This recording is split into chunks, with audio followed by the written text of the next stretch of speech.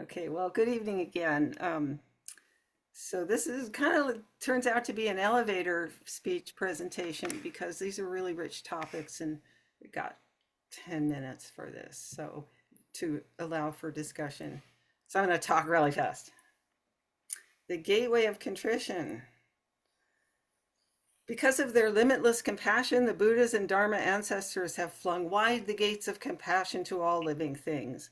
Although karmic consequence is inevitable at some point in the three periods of time, contrition brings freedom and immaculacy. As this is so, let us be utterly contrite before the Buddhas. May the Buddhas and ancestors have compassion upon us. Help us see the obstacle of suffering we have inherited from the limitless past and lead us in such a way that we share the merit that fills the universe. For they in the past were as we are now, and we will be as they in the future. All my past and harmful karma, born from beginningless greed, hate, and delusion, through body, speech, and mind, I now fully avow. A contrite heart is open to the Dharma and finds the gateway to the precepts clear and unobstructed. Bearing this in mind, we should sit up straight in the presence of the Buddha and make this act of contrition wholeheartedly. I actually say that every morning. It's part of my morning ritual. In the very first Dharma talk I ever heard my teacher Kyogen give, he offered the image of a person running so fast, faster and faster. From what? We're not sure. I don't think the person knows. At some point, the person becomes exhausted and has to stop, turns around, and they see this giant wave of karma towering over them. I had that experience on November 17th, 1995, which is the day I had my last drink. I can't talk about contrition or confession without referencing the 12 steps of Alcoholics Anonymous. Basically, a complete guide to course correction via confession and atonement. In AA, there's a saying, you're as sick as your secrets. And I think that's applicable. Confession is good for the soul. Each of the 12 steps has an aspect of confession, most famously the fifth step, admitted to God, to ourselves, and to another human being the exact nature of our wrongs. Like the fifth step of AA, our verse of contrition doesn't mention wearing a hair shirt or beating yourself up. In fact, it goes out of its way to say that this karma is beginningless and that we have inherited it from the limitless past. In this context, beating yourself up is basically self-indulgent. It's an ego thing. I've often wondered why it's so difficult for so many of us, possibly especially in our culture, but I don't know, to admit our wrongdoing. What's the big deal? And I thought maybe one reason is that we get confused about the difference between contrition and shame. Shame tells me I'm a terrible person. Contrition says I feel regret for this thing I did that I now see was wrong. Contrition says I now fully avow. This is a word that means to acknowledge, to own. I just own it. For me, seeing the difference makes admitting wrongdoing a lot easier. You don't need to make a big dramatic deal. You don't need to wring your hands and gnash your teeth, although I guess you can if it's helpful. You just own it. You just plainly own up to what you've done. That's it. And you say it publicly. To footnote remarks on the various wordings of the verse of contrition, I don't feel like these are like mission critical, but every time these two things come up for me whenever I say the verse or hear it. Our rendition says, all my past and harmful karma. Many of you have probably heard another translation of this, all my ancient twisted karma. I really love that image. Another version of this verse, the Gata of Atonement, goes like this. All harmful karma ever committed by me since of old, on account of my beginningless greed, anger, and ignorance, born of my body, mouth, and thought, now I atone for it all. And I have a little problem with that. Atone, not that my opinion makes any difference, but to me, there's a difference between a vow, owning it, and atone, which implies that you're doing something about it, which hopefully we do, but it's not implied. You're just saying the verse. So that's my 2 cents on that. I have a third thought about greed, hate, and delusion, the three fires of greed, hate, and delusion. And I asked once a teacher why we don't just condense those into the single word fear. The teacher said, well, it's true that greed, hate, and delusion all spring from fear, but it doesn't hurt to parse it out a little. That made sense to me. Those are very judgy words, and fear seems less judgy, but I think the teacher made a good point. It doesn't hurt to parse it out. Finally, how do we know what to avow?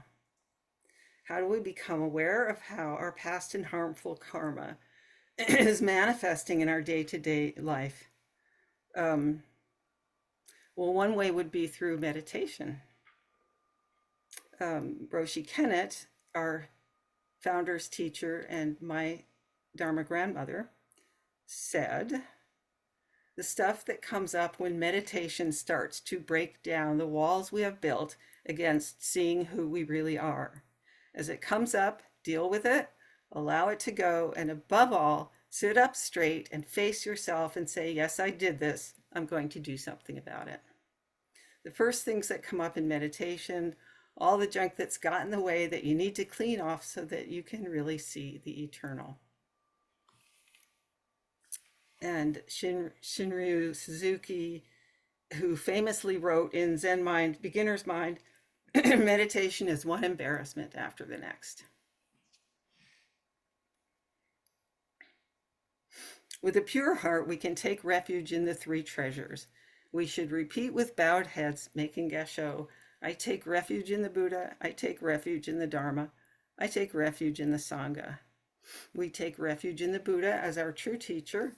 We take refuge in the Dharma as the medicine for all suffering. We take refuge in the Sangha as its members are wise and compassionate. I'm not going to talk about the part about the three merits. I've thought about this a lot over the years, but it's like a whole nother talk, and I probably only have 3 minutes left. So, it's good food for thought. The idea of refuge means shelter, for sure.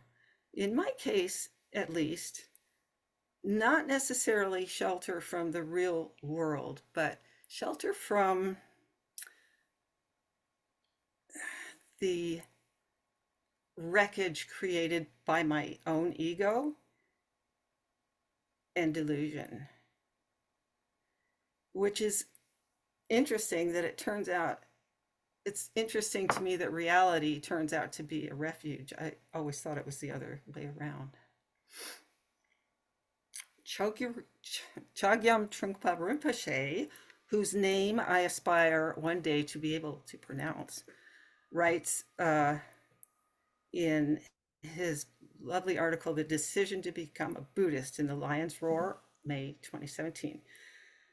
He writes, by taking refuge, in some sense, we become homeless refugees.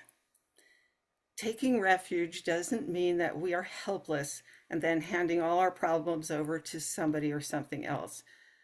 There will be no refugee rations, nor all kinds of security and dedicated help. The point of becoming a refugee is to give up our attachment to basic security. There's actually no solid basis of security in one's life. We begin to see that in seeking security, we can't grasp onto anything. Everything continually washes out and becomes shaky, constantly, all the time, and that is what is called life. And I think that we are experiencing a lot of that right now in the United States. Acknowledging that the only real working basis is oneself and that there is no way around that, we can take refuge in the Buddha as an example, in the Dharma as the path, and in the Sangha as companionship. We take refuge in the Buddha as our true teacher, not as a god, but as an example.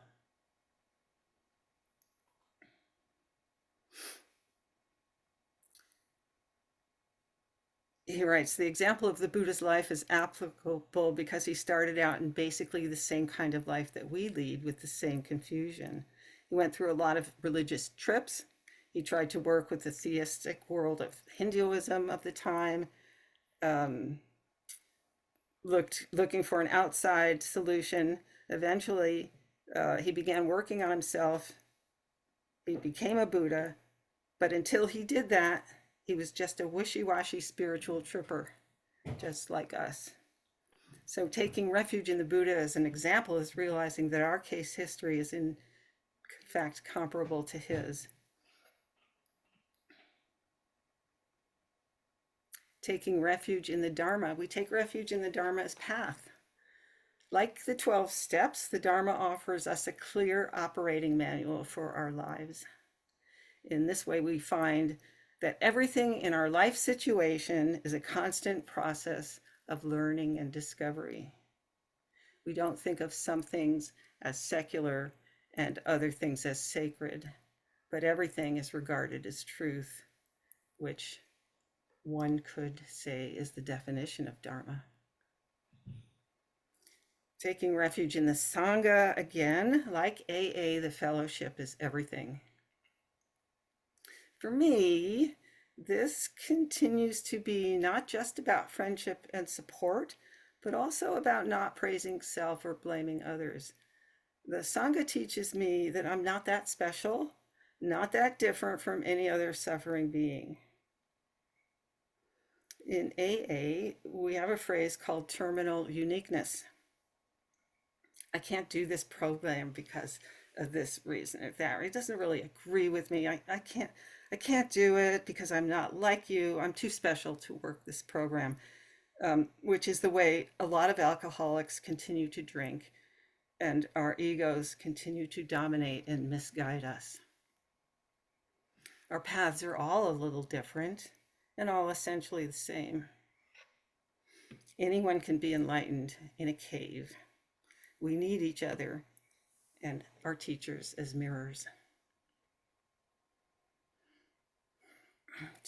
Chogyam Trungpa Rinpoche again. In a world marked by impermanence, suffering, and emptiness, physical safety is impossible to guarantee. The inner safety offered by the refuges is grounded in the wisdom of the Buddha and his community, and their direct experience seeking the most helpful conditions for wisdom and compassion to arise. When you chant or speak the refuges, let them touch that part of you that fears pain and loss and longs for safety and ease. And this brings me back to Kyogen's giant tidal wave of karma. Facing this is such an overwhelming experience that at the time, if I'd had no kind of support, no refuge, I would have died one way or another. This is how a lot of alcoholics die. It turns out, though, that this doesn't just go for alcoholics, but for all addictions, and we're all basically addicts as far as we're all addicted to the delusion of our sense of self. So taking refuge isn't about hiding from anything, but about facing the truth in a clear-eyed, non-judgmental way. The refuge is from the three fires of greed, hate, and delusion, which all arise from the sense of a separate self. How did I do? So do we have a timekeeper so that I don't run over into, because I think Daio should start. I was looking at the time and I figured 22 minutes apiece. Hmm. And it started at about 7:32.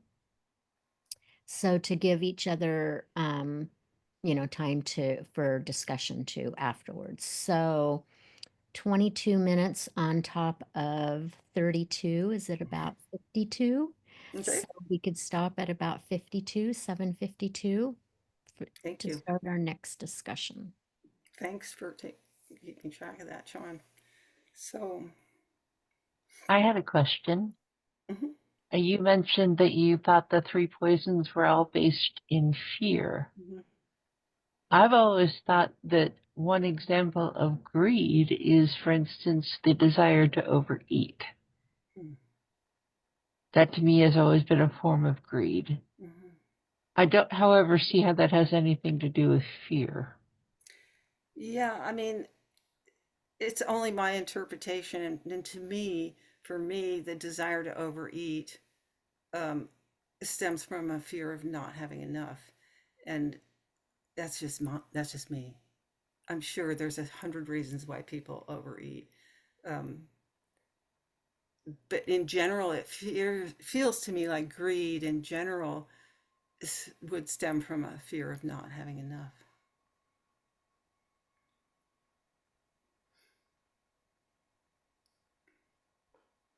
Yeah, I've learned that it's being afraid of losing something that you already have Mhm, or not getting something that you want. mhm, And so yeah. that's the fear part, you know. Mhm, So it could be with food or anything. You know, mhm. I want more money. You know, if I have enough money, then I'll be able to do whatever I want. Or if I have enough money, I, I I'll feel safe. I won't be so Yeah, afraid, you know, right. because in facing that basic fact that there's no such thing as security is pretty huge. I have a question. Um, Spinning off of that, greed, hatred, and delusion are rooted in fear. In your view, do you see a fear without greed, hatred, or delusion? Does that Hmm. exist? Interesting question, Daio. I don't know.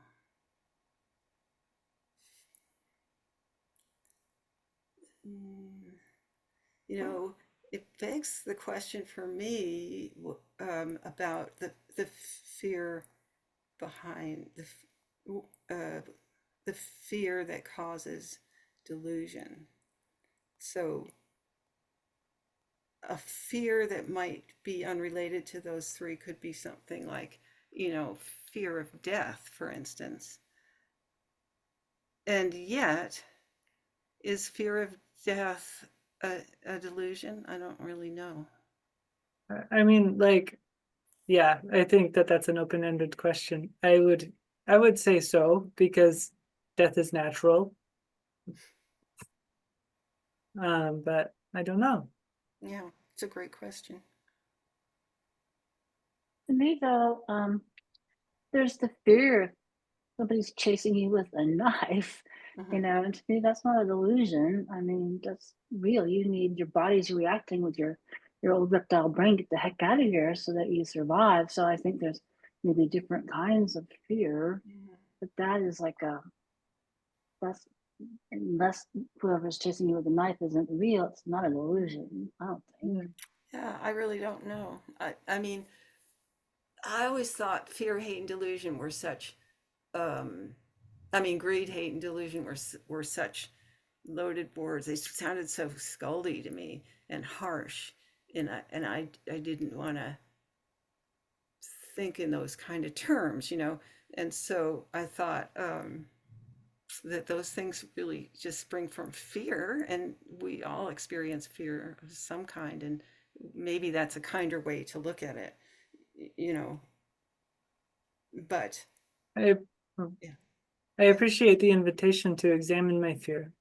Like, is this greed, hatred, or delusion? Or is this deluded in some way? That's interesting. Yeah.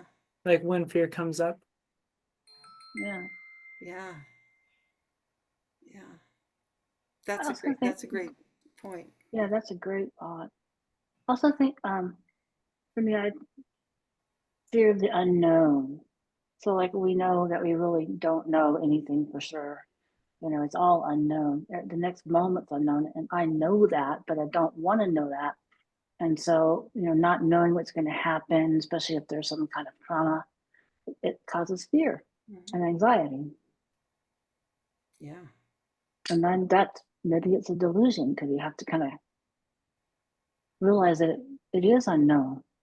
And there's a path, well, you know, there's a path somewhere, some way out or something, but it's for me when I get like they have to realize I can do a lot of things to help know more about the situation, but the bottom line is it's unknown. We don't know. I don't know for sure what's going to happen.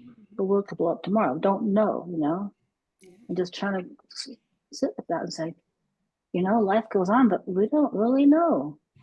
Well, you There know, are as no Buddhists, answers. we don't get to think about spending eternity in the arms of Jesus, which would be a lovely thing to think about. I'd pay money for that, you know, or you know, we really at some point face the fact that there's no security. We don't know. Teiko, thank you so much for your talk. Thank you so much. Thanks for the discussion. I think we should move on.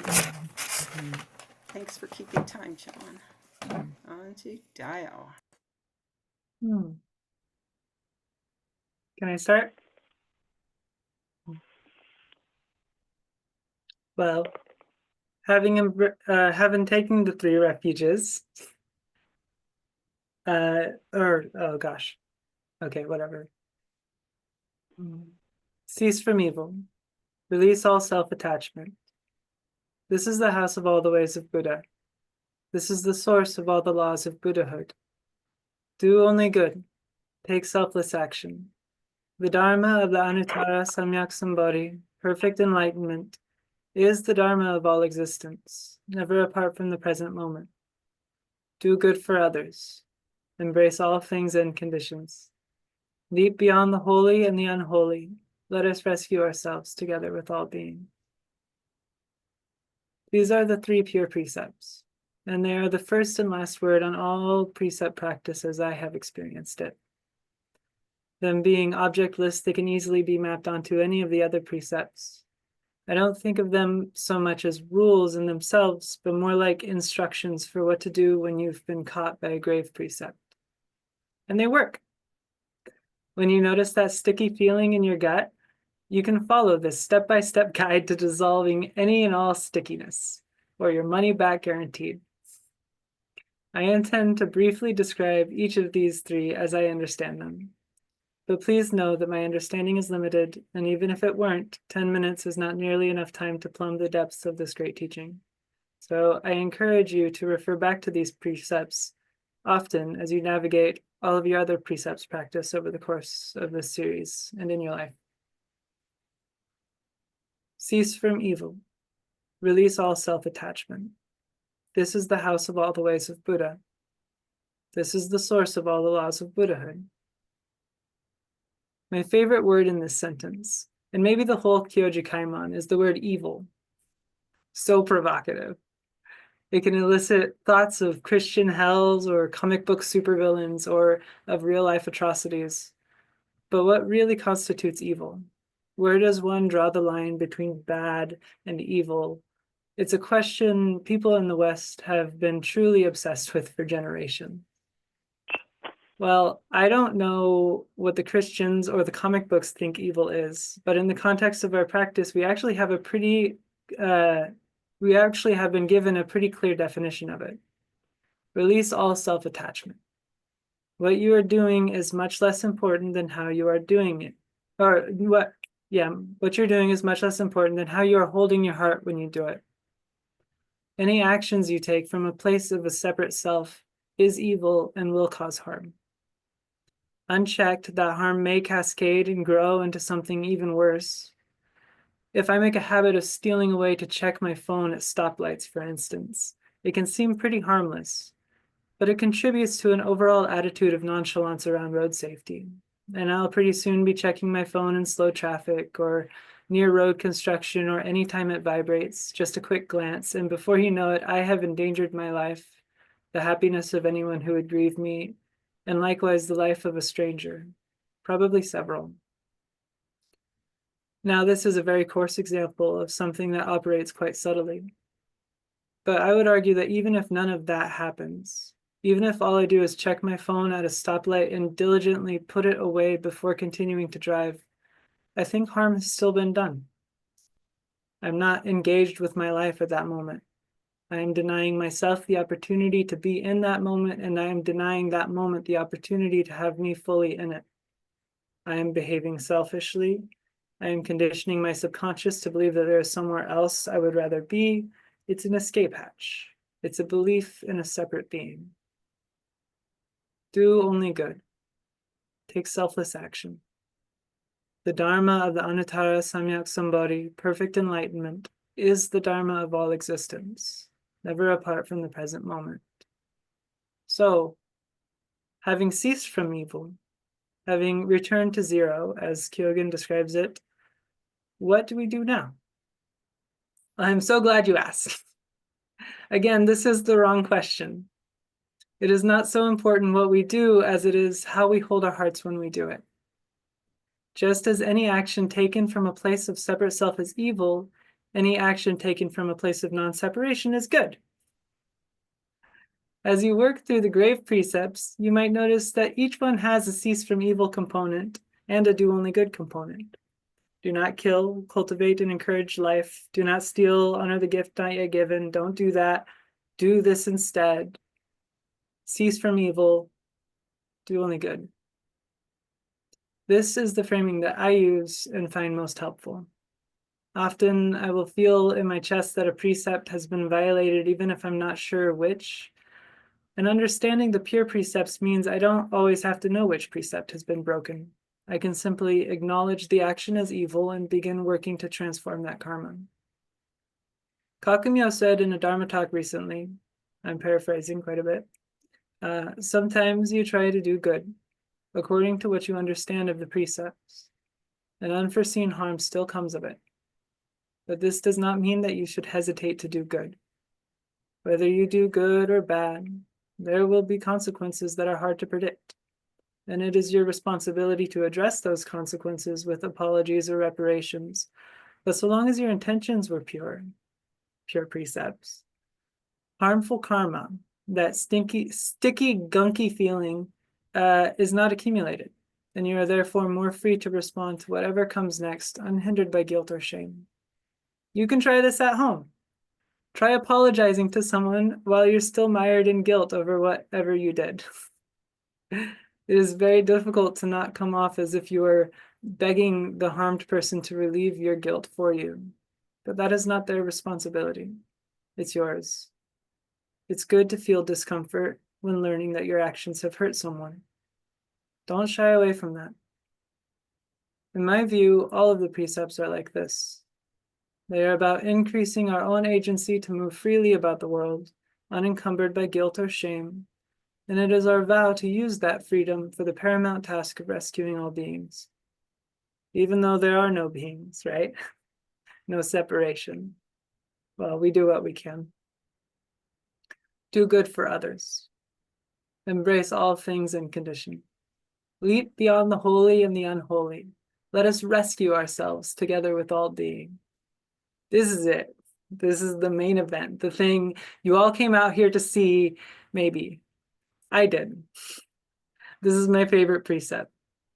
I read it as, don't get too hung up on the philosophical ideas about what it means to do good or act from a place of separation or non-separation. Do good for others. You know what that means. It comes really naturally to us if we let it. This precept, when I personally read it, says it's not about Daiho right now. There's a person there And they're not a prop for my own practice or a test of my spiritual maturity. They're just someone that needs help with something. So if I can, I'll help them. When someone asks me for something, I can rejoice at the opportunity to not have to guess at what they might need from me. They just told me. Especially if it's something simple. I don't know what's best for people. So when I'm living according to my aspiration, I prefer to do the radical thing of trusting them to know for themselves and tell me. This is leaping beyond the holy and the unholy as I see it. This is embracing all things and conditions. This is rescuing ourselves together with all beings. I want to leave with a short story from a very long book, the story of Prabhuta from the Avatamsaka Sutra, one of the names we chant in the woman's lineage. Sudana, the main character of this part of the sutra, visits Prabhuta as one of the many spiritual benefactors he goes to with the question of how to do this practice. She is incredibly beautiful, famously so, completely unadorned, wearing only a white dress, holding an empty vase. People travel across continents and planes of existence just to gaze at her. And she is a good host. She sits them down in the most elegant of chairs, gives them whatever they ask for, clothes, jewels, baths, and she serves them as much food or drink of any substance or drink of any substance they desire, as much as they desire. She gives them whatever she gives them whatever they want.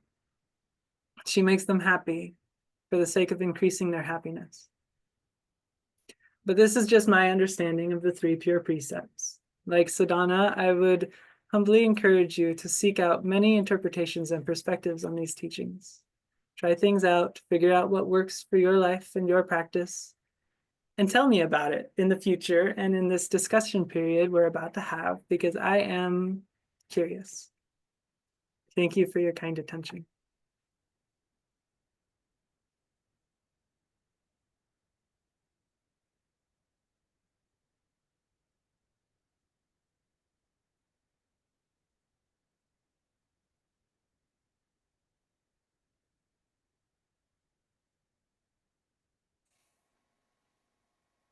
Well, I think you're right. It's hard to cram all of that into 10 minutes. And it's like, there's a lot that you said. Like, I wish you could just repeat the whole thing again, because I need to hear it again just to understand it and to process it. But good thing it's recorded so I could do that. But that was, wow, that was really thoughtful. I really appreciate all that. And I think, it does tie back to all the precepts, and it does really tie back to the do good for others, and release all self-attachment. If you boil that down to that, that's pretty good to think about and very helpful. So thank you. That was a lot, very interesting stuff. But kind of boiled down to that last thing. If you bring it back all around together, for me anyway, that's why I brought it down for myself. Thank you. Thank you. Sorry I said so much in such a little time. 10 minutes is not very long. When you were No, talking it's about excellent.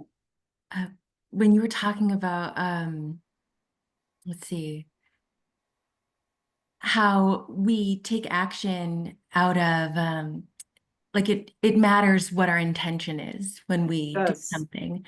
Yeah. Sometimes what happens for me is that I'll have pure intentions in my actions, and then later, if the consequences seem dire, my mind will reframe what I did to make me appear like I wasn't coming from a place that was heart-centered. And I wonder like how to be with that, or undo that pattern of like making myself the villain.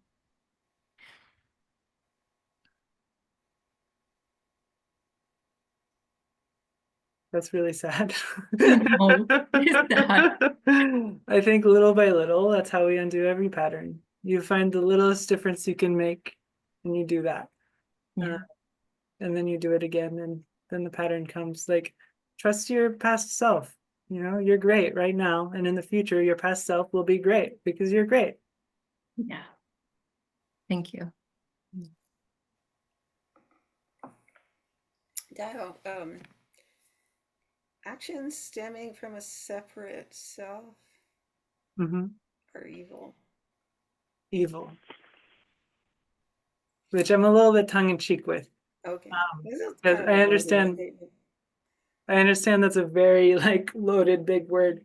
And like I'm trying to like massage away a little bit of that because it doesn't mean what we have grown up with it meaning. Hmm. What, um, okay. Because almost, I don't know about almost all, but lots of things, lots of actions stem from a sense of a separate sense of self, and it's Mm, problematical to me to consider them all evil. that's fair. Yeah. I would say that everything's on a spectrum. Like arguably everything you do is from a place of separate self. But there's more or less like operating under the understanding of interconnectedness that you can be doing. It's not like it's not a Boolean, it's not on or off. It's like there's degrees of it. Yeah. But you're right.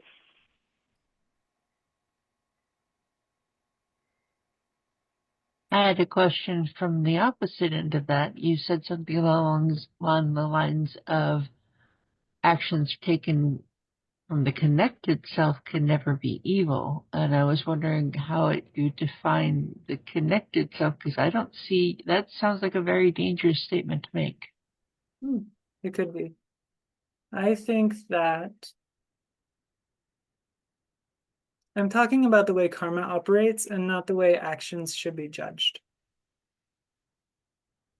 With both sides of that. Like you're not accumulating bad karma by doing something that you think is the right thing to do. Like you can be wrong. And then like the upright thing is to address that you've been wrong and try again. But if you're acting from a place of selfishness, separation, delusion, you're accumulating karma that's going to make you act that way more often. And it's going to cause harm.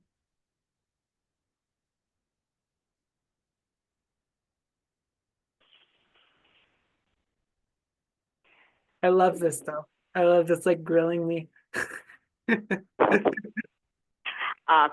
Your presentation, you pack so much in, and I didn't even want to write anything down. I just wanted to take it in as your encouragement presented this.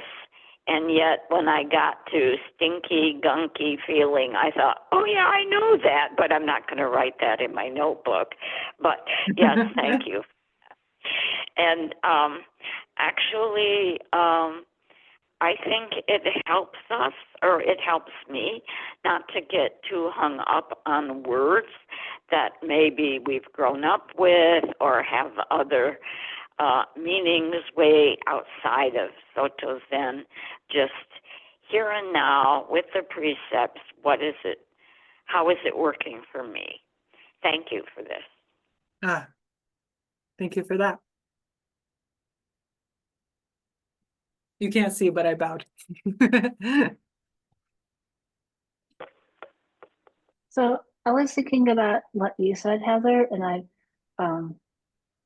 I was relating to it from some of my own behaviors, and I'm not sure how this fits in the Buddha language or anything, but what I was thinking was, to love other people, but loving yourself too, which means forgiving yourself. So that's what it does for me. It's like, okay, yeah, but don't beat yourself up too much, Trish, because you got a lot of good in you, and you need to just love you like you love everything else. And that always helps me when I turn that goodwill inward.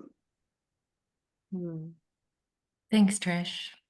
Yeah, I think there's just this part of my heart that is so sad when I notice that harm has been caused, whether it was intentional or not. Like I just feel that. Hmm. That's good. I also think about the word evil and kind of associate it with my Christian background and the word sin.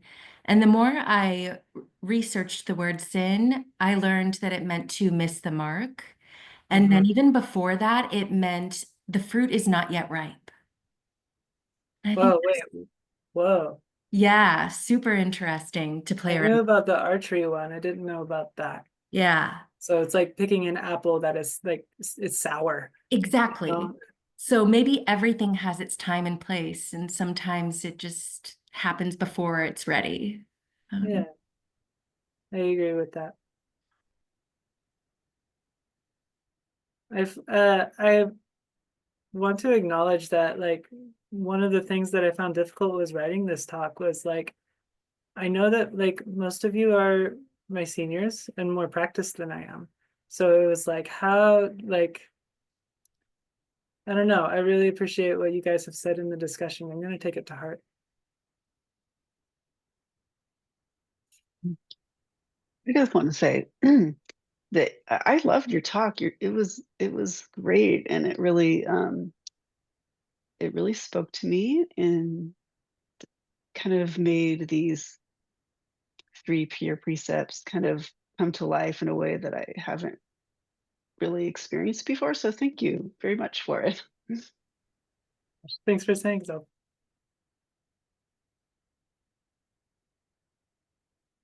I Yeah, love the I peer also precepts. enjoyed your talk. It's very thought provoking to think about releasing all self attachment, because when we do good or when we do what we think is good, sometimes we're doing it because it makes us feel good to do to do something. I do something for you, and then I feel good because I did it. Yes. Yeah, And that's sticky, is isn't it? right. Is that a bad thing, or it's, but it really, and I liked talking about sin, because sin is like, if you do sin, you're going to go to hell in the Christian religion. Yeah, And it's not, it's not really that. It's just, yeah. If you do sin, harm will come in one way or another. right.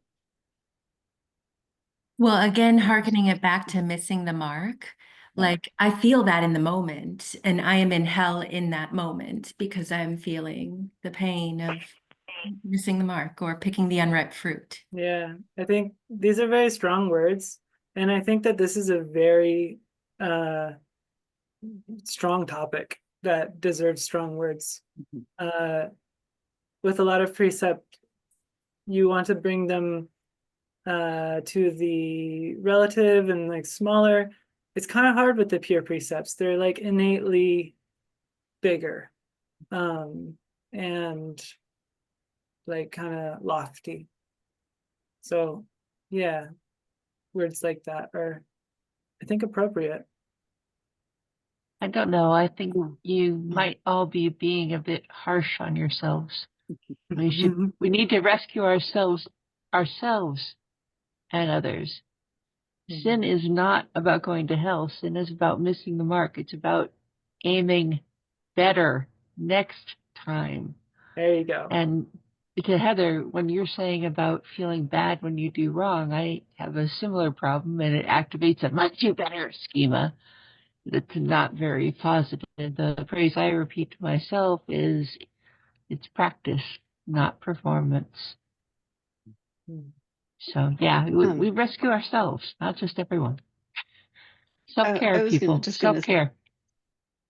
I was just gonna say that I love the thing that I love about, because I come from a Christian background also, so there's a lot of heaviness with the word evil. I come from like a Pentecostal background, so like evil, the word evil is like almost traumatic for me, you know. But I just love that it just simply says cease from evil, because it just implies that you can do it. Like you can do it. Like you have the power to cease from evil.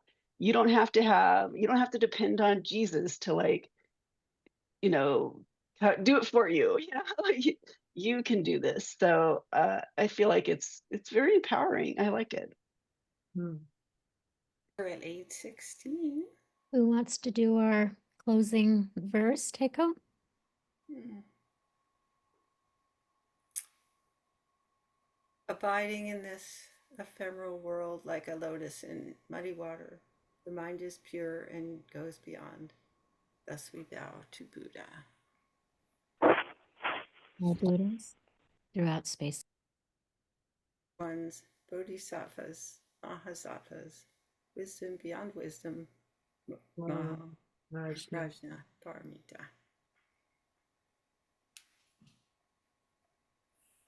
Thank you guys. What Yeah, great Okay, talks. Thank you, everybody. Good night, everybody. night. Good night, everyone. Sweet Excellent talks.